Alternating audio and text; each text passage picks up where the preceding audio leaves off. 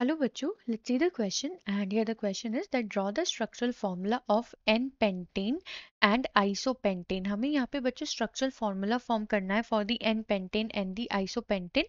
तो चलिए बच्चों करते हैं इस question को and first of all let's see the key concept for this question. तो basically बच्चों यहाँ पे बात हो रही है structural formula की. तो structural formula से मतलब होता है that is actually structural formula is the expanded form of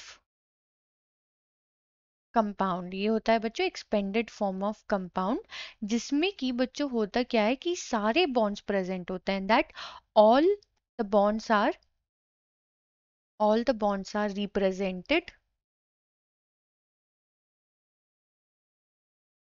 are represent all the bonds are represented between every atom.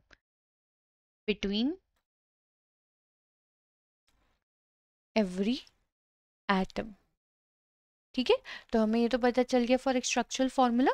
अब यहाँ पे बच्चों में इन्हीं कंपाउंड्स जो हमें कंपाउंड्स यहाँ पे गिवन है इनके स्ट्रक्चरल फार्मूलाज ड्रॉ करने हैं. तो सबसे पहले करते हैं बच्चों for n pentane.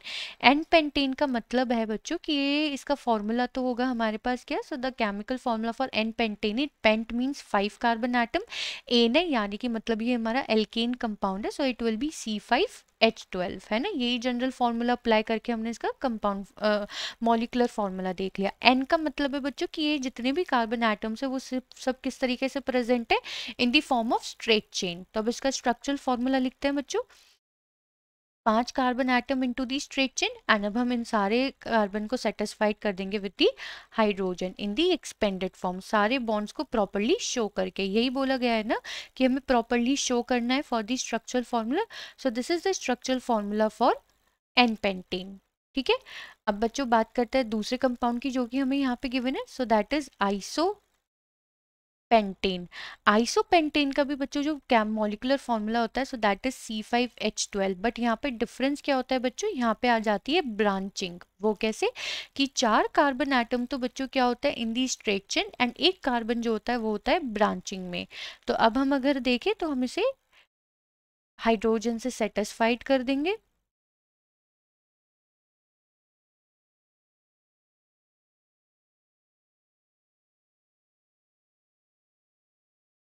Hydrogen hydrogen hydrogen and hydrogen. ठीक है, तो बेसिकली बच्चों हम यहाँ पे देखें जैसे कि हमें मालूम है इनका बच्चों स्ट्रक्चर डिफरेंट है.